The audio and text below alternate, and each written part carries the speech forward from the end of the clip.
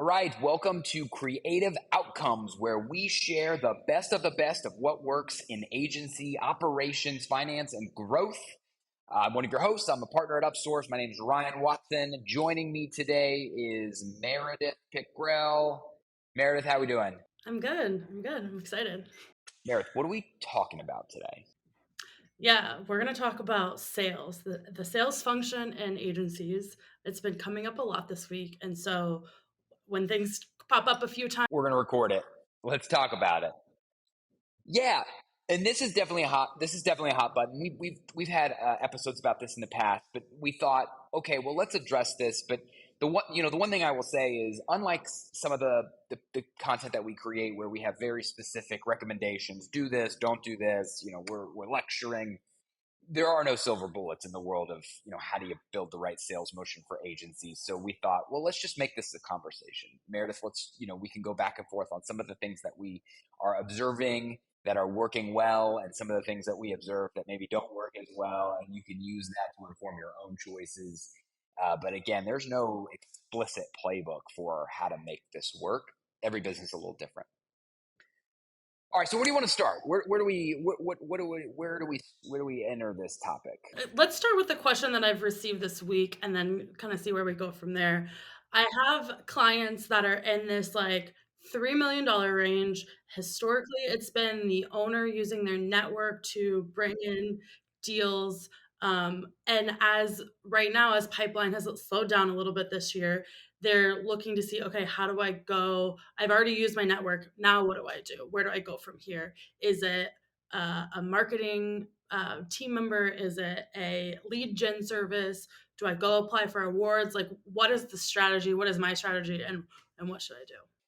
Well, so let me say this, and obviously, Meredith, you see a bunch of data points, so you can weigh into. But the first thing I'll say, I think I said this to you separately at one point, Meredith, and I've said this like maybe on podcasts before, but I kind of view this question a lot like, okay, so I need to go generate revenue. I analogize that to, in my personal life, I want to go get in shape, right? And this agonization over this question around what should I invest in is a lot like saying, okay, I want to get in shape, but like, should I get a gym membership?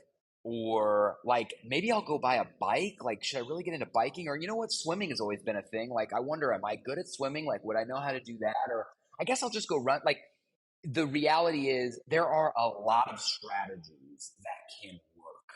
And in my experience, it's about finding the strategy that is the best fit with your skill sets and interests, a thing that you're passionate about, a thing that you'll continue with, and focusing on and getting good at that. There are plenty of agencies that have gotten really good at creating content and generate inbound interest via content to lead magnet to appointment to booking. And for others where generating content or not having a unique, or they don't have a unique point of view or whatever, where that maybe feels a lot less natural, where that wouldn't work, right? So my attitude is, I don't believe the most typical is creating an outbound sales function, right? And we could talk about this next, but to augment your own efforts with some additional efforts. But that is not the only way to skin this. And I would just say, go with your gut and pick something, and whatever it is, do it, right? The one thing that doesn't work is like, oh, well, you know what? Maybe I'll just create content. So like I put up a blog, and then like I write something a couple of times a month, and then one time the next month, and then 0 times the next month because I just like lost interest. Half-assing anything isn't going to work. So pick something and do it. I often see like clients that'll hire lead gen service, and then what's the appropriate amount of time to see a payoff? Because it's like they get into that 8 month time period and they're not really seeing any ROI on that. And then it's like, do I do I end this? Do I keep going? Do I like do you have an opinion on what that length of time is? Well, let me say that two things. One, boy, the length of time is really tricky. It's a big function of like getting the messaging right.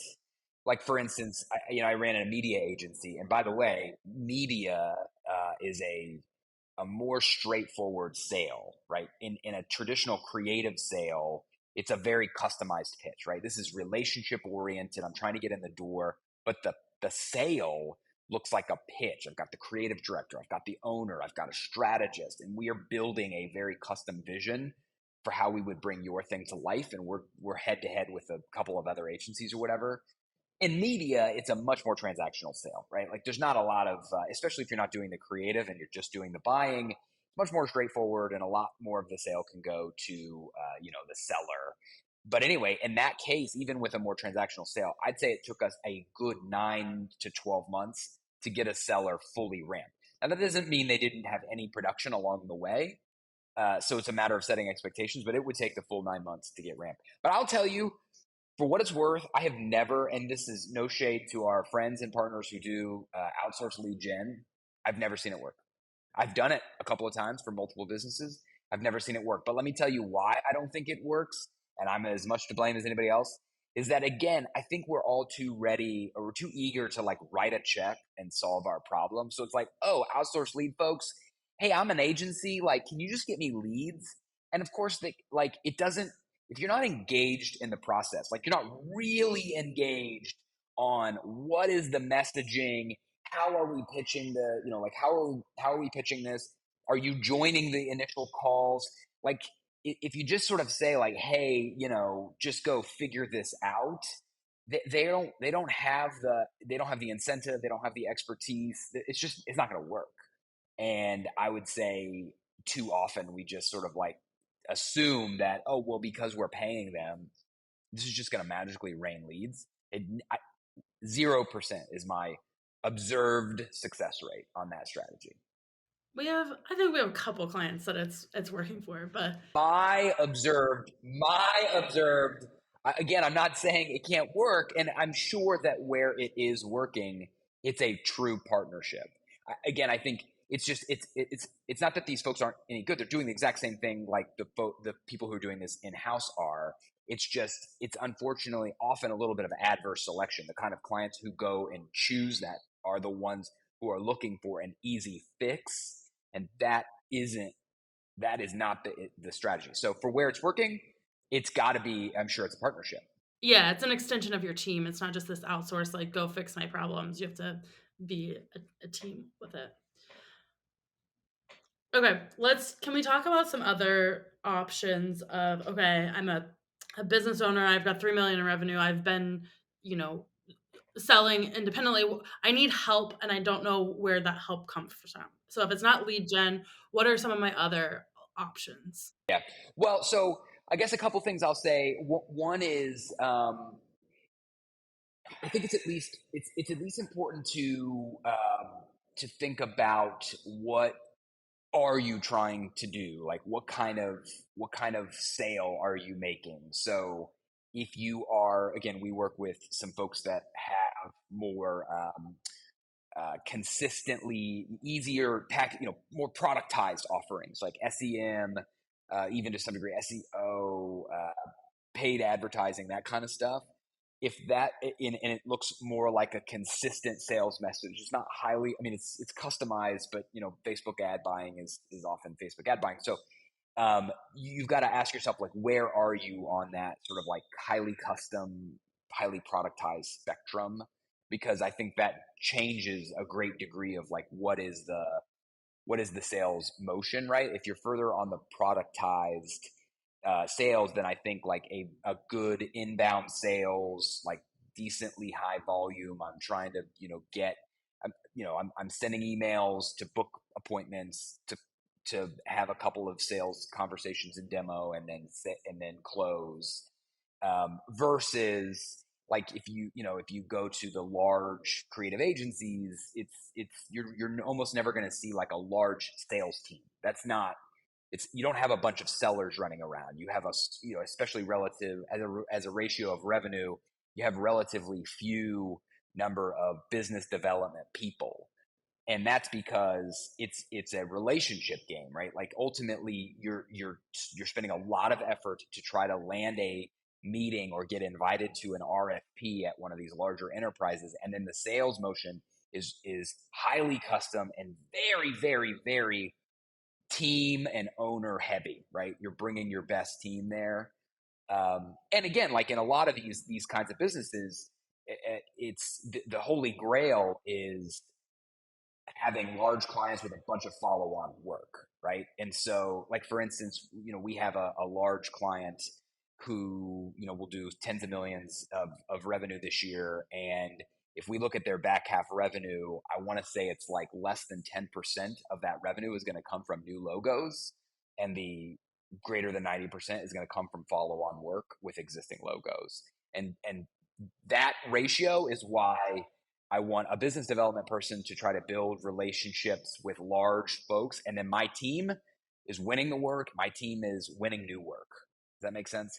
Yeah, and I think that's something that I've seen happen more in the last 6 months or 8 months that we've had conversations around with my clients is like, how is your account executive or PM, whoever's client facing and whatever you we have clients that call them all different things, but like working with that client every day, client facing, how are they nurturing that relationship? And then once a project is over, like continuing to have that relationship to get more work out of them in the future. Where before I felt it's been more like hands off, where now it's like, okay, the entire team, we're all focused on sales, we're all focused on biz dev and educating your team to like build and nurture those relationships.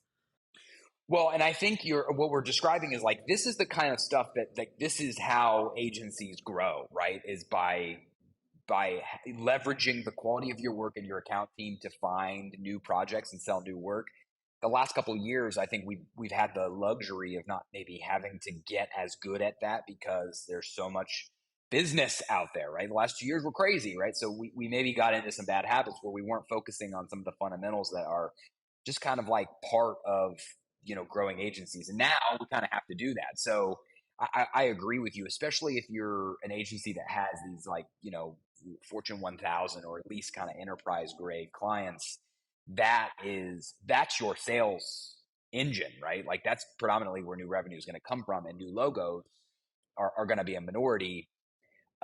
So yeah, I would agree with you. The other thing I would go back though, and so you asked the question like, what do I do as a $3 million agency, and I'm looking for whatever. So my first point was like, okay, well, figure out where you are. That's going to inform what you need to hire. I'd say if you find yourself on the more transactional side, it's a little bit more straightforward. And I do think the majority of the folks we work with have figured that out. Like that's a little bit of an easier nut to crack. If you're a $3 million creative agency where the sale looks more custom, more of a pitch, more relationship oriented, I think that's where we find the most folks trying to struggle with like, oh my gosh, okay, so like what do I do from here? I mean, I'd say again, I'm curious what you think, but like the first thing, I've said this already in relation to like outsourced lead folks, but this is true if you're hiring somebody internally as well. If your mentality is I'm a $3 million agency and I just need to hire a salesperson because like I'm not good at this, or I don't like this, or I don't want to do this anymore, and you're just going to hand the keys over and not think about sales anymore, I can just tell you that is not going to work. Like it's not going to work at all. If your clients who are hiring that $3 or $4 million agency, they expect to meet the owner, right? You're a big part of this thing. And so that doesn't mean that you have to do every element of the sales process, but you are gonna have to be a really big part of the sales motion. You're gonna have to be on the calls. You're front and center on this pitch. And I'd say that's one area where we see things, fall down. But that doesn't mean that you can't hire help, right? Like it doesn't mean that you can't hire somebody to help identify leads, right? Who's working whatever sources like LinkedIn to try to identify targets. Doesn't mean that you can't leverage them to send some emails and help book some appointments. It doesn't mean that you can't help somebody to just kind of manage sales ops, like to make sure that we're looking at pipeline consistently, we're setting goals, we are continuing a momentum. It's not feast or famine. It's not like I wake up in a cold sweat because I don't have a lot of business. So on Friday I come in and I like do a lot of effort and then I feel better and then I stop, right? Like, so somebody to make sure that we're continuing to do a consistent amount of effort. That is all very much within the sort of need set of like that $3 to $5 million agency. But again, I would just caution, they're not going to be able to do everything. It's not as if they're just going to generate revenue for you that you get to deliver. You're still going to really have to live and breathe sales. Unfortunately, that's the business. I mean, sales is it. and there, it's hard for you as an owner to leave it. Does that make sense? Yeah, I agree. We've talked a lot about this like $3 million agency. Do we want to hit on like what it looks like? In my mind, we talked about the archetypes, and so like, do we This is build mode, by the way. This is just $3 million, just pre grow mode. do, do we go back? Do we talk about the 1 million, like what the $1 million agency? Create mode. I got me. It's it's you. Like if you're a create mode agency, I mean, truly, like hard truth, whatever. The business is sales, like it just is. I mean, I know that so many creatives do not get into business because they want to sell. I didn't necessarily get into running an accounting firm because I love to sell, but I realized very quickly that, oh my gosh, like the selling is a disproportionate amount of the effort to the delivery, and you have to figure out a way to package yourself and to sell.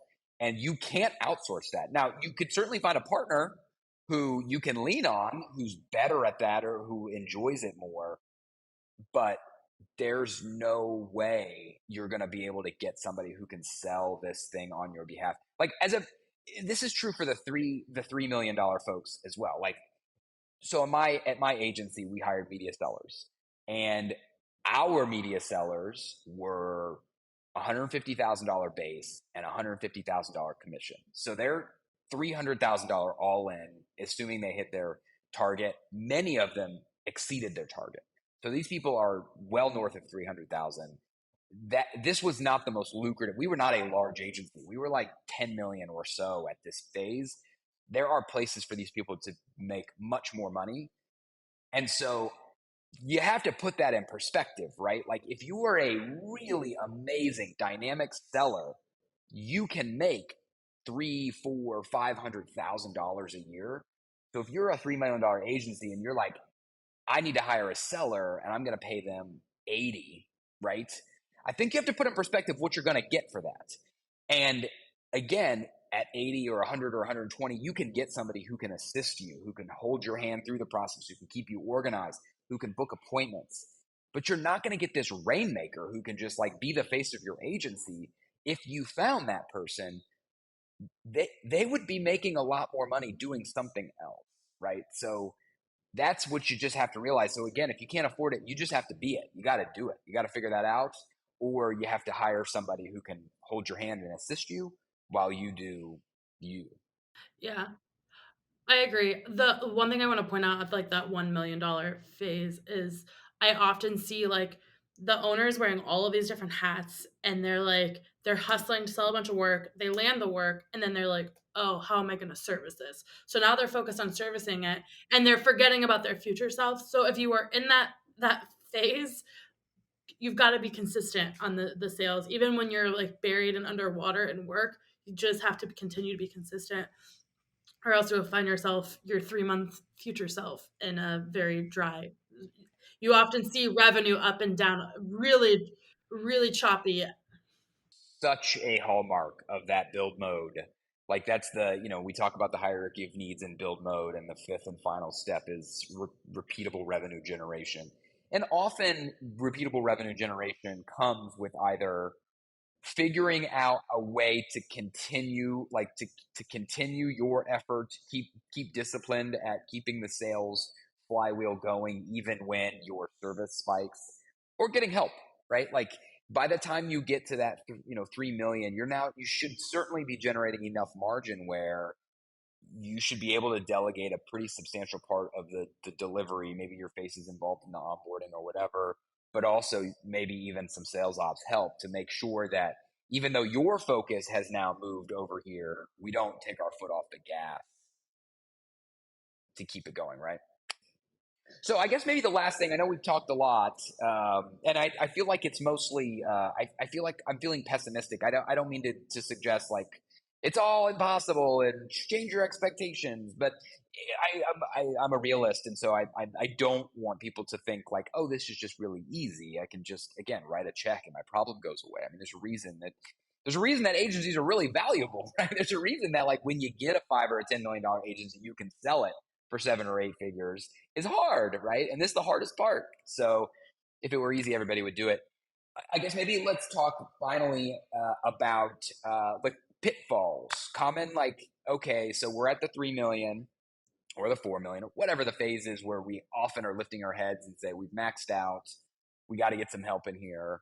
I'm making a hire. I would say similar to my experience with outsourced lead gen folks, I also see first time sales hires fail, where I hire a person, I've got great expectations, I spend a bunch of money on them for 6 to 12 months, and then they attrit out, whether I let them go or they leave.